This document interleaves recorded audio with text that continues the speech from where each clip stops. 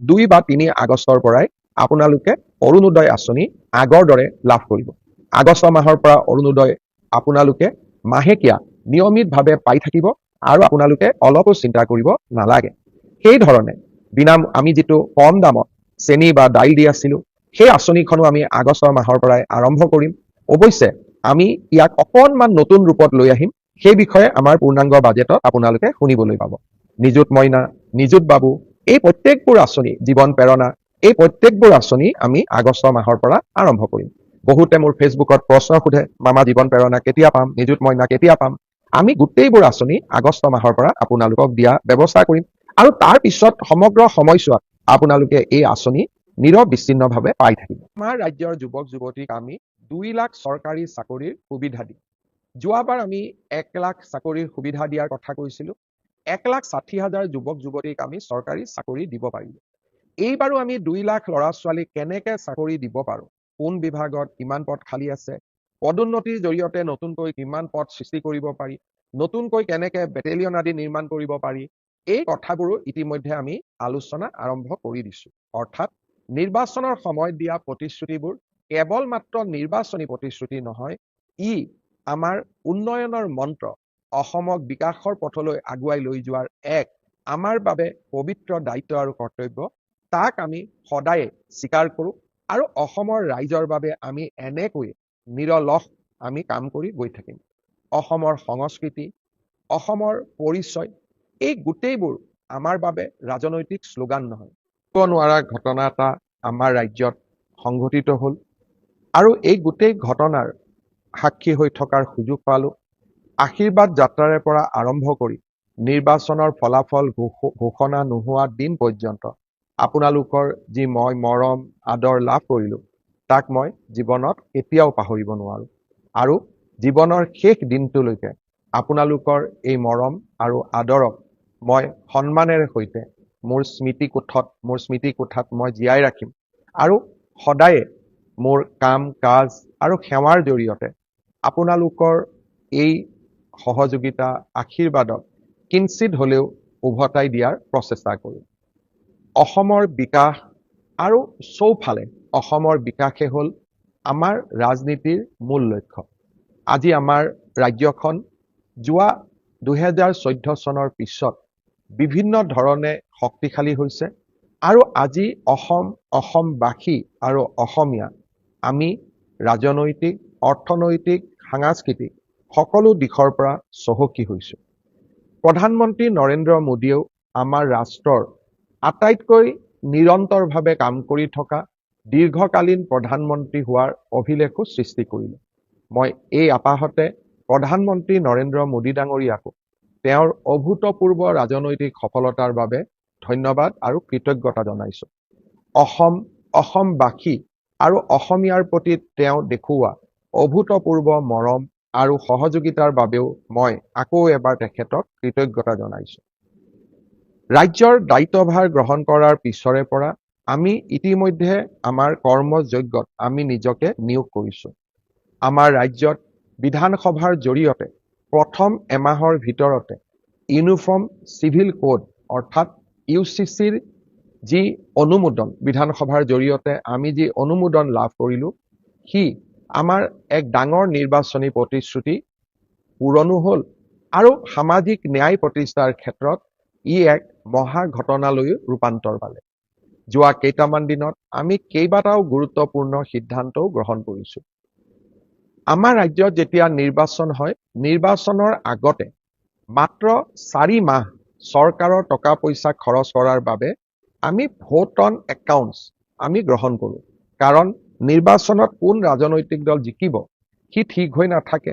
নিৰ্বাচনৰ পিছতেই যাতে এখন পূৰ্ণাংগ বাজেট দিব পৰা যায়, সেইবাবে নিৰ্বাচনৰ সময়ত মাত্ৰ 4 মাহৰ বাবে দৰমহাকে ধৰি প্ৰয়োজনীয় খৰচখিনি কৰাৰ বাবে আমি ভোট অন একাউণ্টছ বাজেট গ্ৰহণ কৰোঁ। নিৰ্বাচিত চৰকাৰে আহিয়েই এখন পূৰ্ণাংগ বাজেট দাখিল কৰে।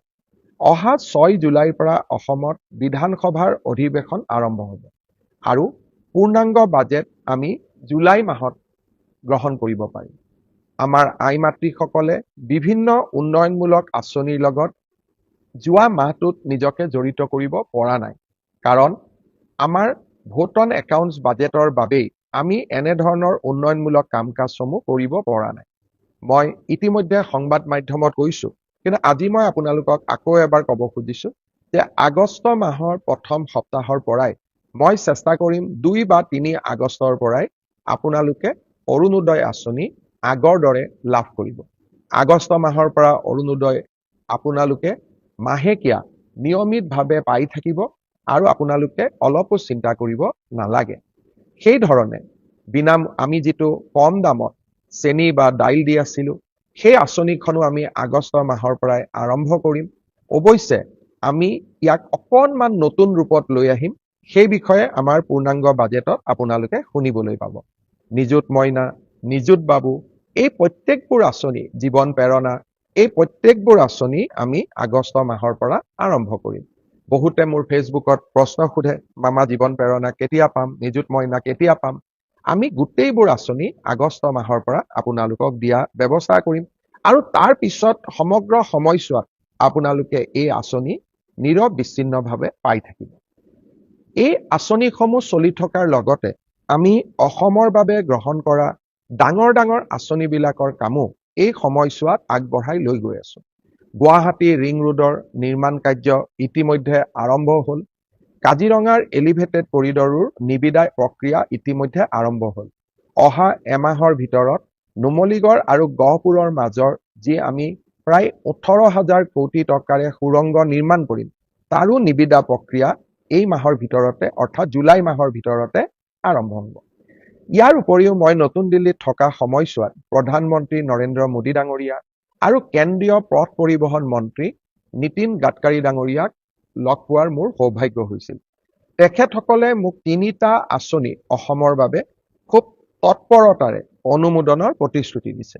ইয়াৰ প্ৰথম আঁচনিটো হ'ল বাইহাটা চাৰিআলিৰ পৰা তেজপুৰৰ মিছন চাৰিআলিলৈকে এই সমগ্ৰ পথছোৱা 4 লেনযুক্ত হিচাপে নিৰ্মাণ কৰা। ই এটা বহুদিনীয়া দৰং আৰু শোণিতপুৰৰ ৰাইজৰ বহুদিনৰ দাবী আছিল।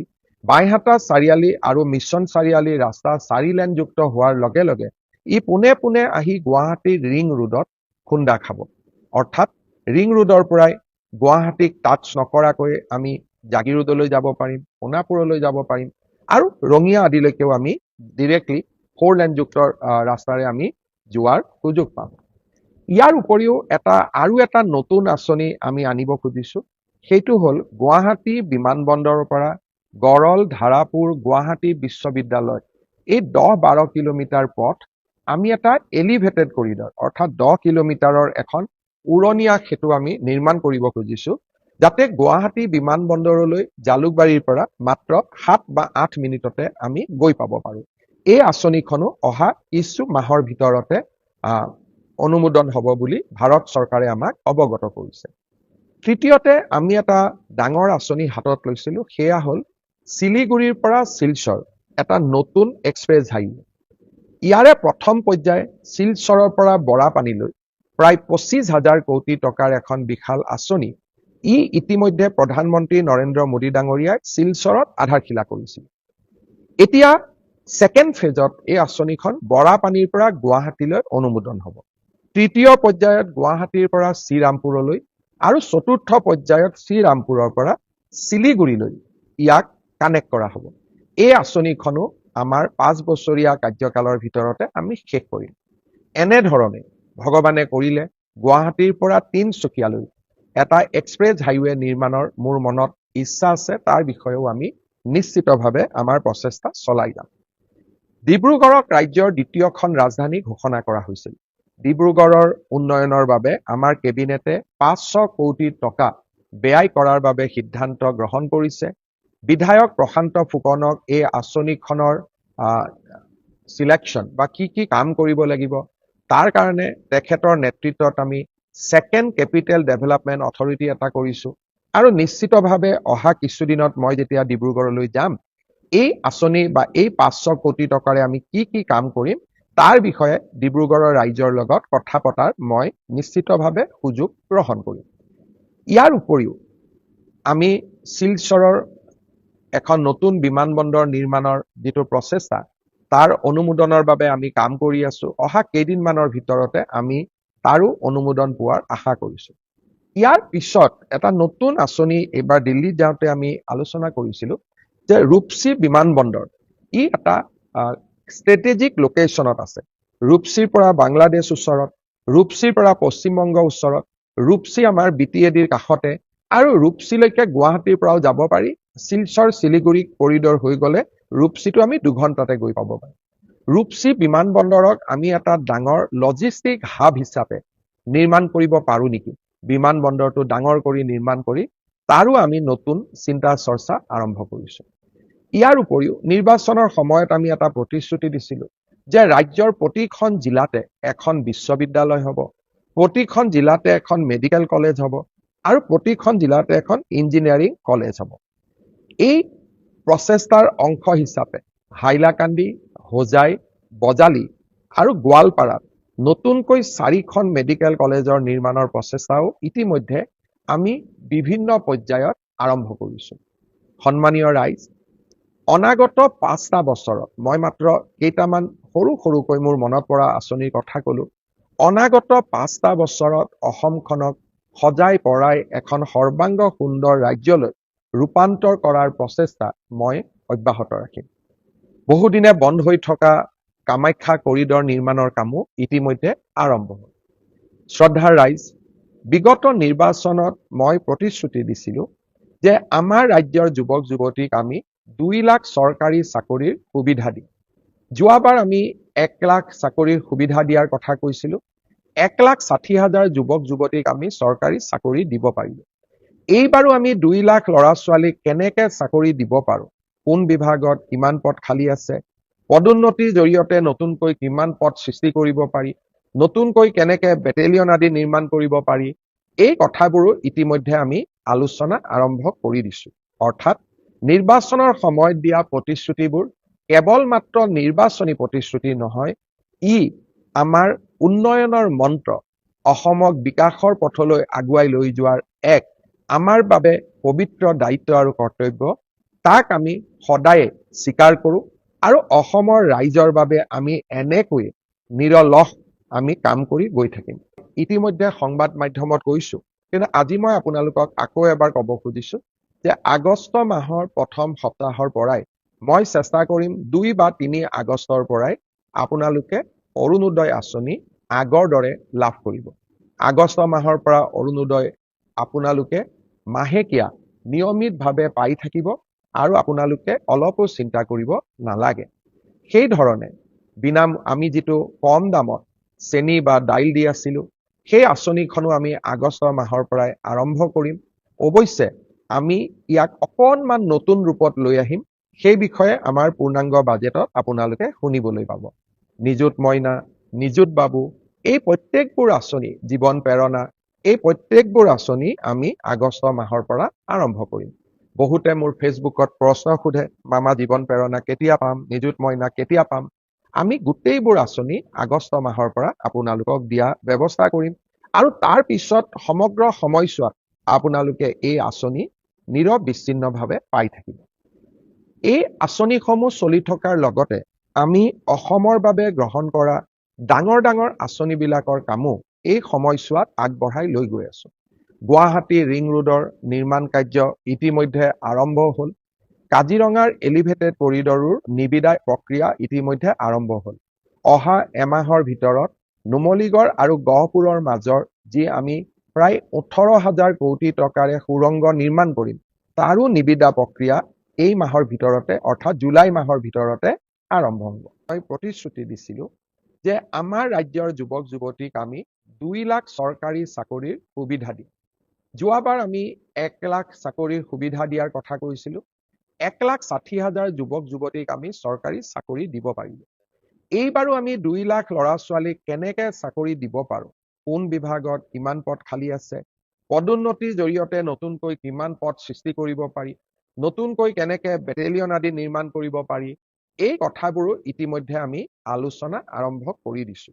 অৰ্থাৎ নিৰ্বাচনৰ সময়ত দিয়া প্ৰতিশ্ৰুতিবোৰ কেৱল মাত্ৰ নিৰ্বাচনী প্ৰতিশ্ৰুতি নহয়, ই আমাৰ উন্নয়নৰ মন্ত্ৰ, অসমক বিকাশৰ পথলৈ আগুৱাই লৈ যোৱাৰ এক আমাৰ বাবে পবিত্ৰ দায়িত্ব আৰু কৰ্তব্য, তাক আমি সদায়ে স্বীকাৰ কৰোঁ আৰু অসমৰ ৰাইজৰ বাবে আমি এনেকৈ নিৰলস আমি কাম কৰি গৈ থাকিম। অসমৰ সংস্কৃতি প্ৰথম আঁচনিটো হ'ল বাইহাটা চাৰিআলিৰ পৰা তেজপুৰৰ মিছন চাৰিআলিলৈকে এই সমগ্ৰ পথছোৱা 4 লেনযুক্ত হিচাপে নিৰ্মাণ কৰা। ই এটা বহুদিনীয়া দৰং আৰু শোণিতপুৰৰ ৰাইজৰ বহুদিনৰ দাবী আছিল। বাইহাটা চাৰিআলি আৰু মিছন চাৰিআলিৰ ৰাস্তা 4 লেনযুক্ত হোৱাৰ লগে লগে ই পোনে পোনে আহি গুৱাহাটীৰ ৰিং ৰোডত খুন্দা খাব। অৰ্থাৎ ৰিং ৰোডৰ পৰাই গুৱাহাটীক টাচ নকৰাকৈ আমি জাগিৰোডলৈ যাব পাৰিম, সোণাপুৰলৈ যাব পাৰিম আৰু ৰঙিয়া আদিলৈকেও আমি ডিৰেক্টলি 4 লেনযুক্ত ৰাস্তাৰে আমি যোৱাৰ সুযোগ পাম।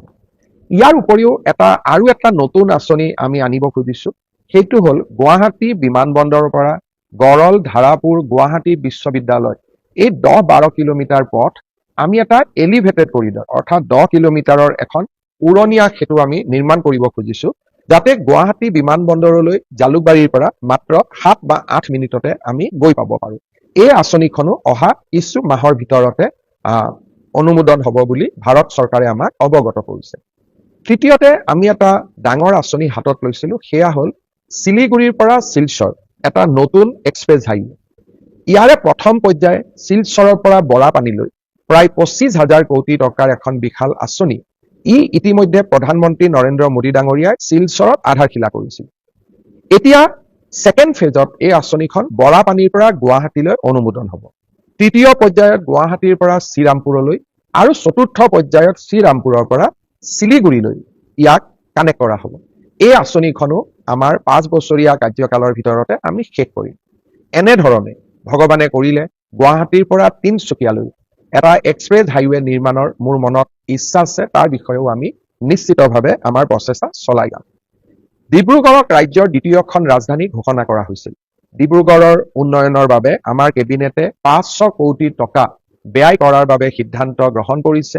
বিধায়ক প্ৰশান্ত ফুকনক এই আঁচনিখনৰ সিলেকশ্যন বা কি কাম কৰিব লাগিব তাৰ কাৰণে তেখেতৰ নেতৃত্বত আমি ছেকেণ্ড কেপিটেল ডেভেলপমেণ্ট অথৰিটি এটা কৰিছো আৰু নিশ্চিতভাৱে অহা কিছুদিনত মই যেতিয়া ডিব্ৰুগড়লৈ যাম, এই আঁচনি বা এই 500 কোটি টকাৰে আমি কি কাম কৰিম তাৰ বিষয়ে ডিব্ৰুগড়ৰ ৰাইজৰ লগত কথা পতাৰ মই নিশ্চিতভাৱে সুযোগ গ্ৰহণ কৰিম।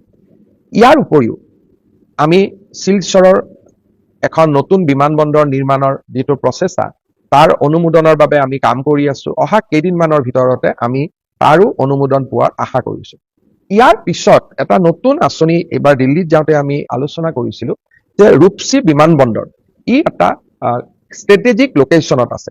ৰূপসীৰ পৰা বাংলাদেশ ওচৰত, ৰূপসীৰ পৰা পশ্চিমবংগ ওচৰত, ৰূপসী আমাৰ BTADৰ কাষতে আৰু ৰূপসীলৈকে গুৱাহাটীৰ পৰাও যাব পাৰি। শিলচৰ শিলিগুৰি কৰিডৰ হৈ গ'লে ৰূপসীটো আমি 2 ঘণ্টাতে গৈ পাব পাৰিম।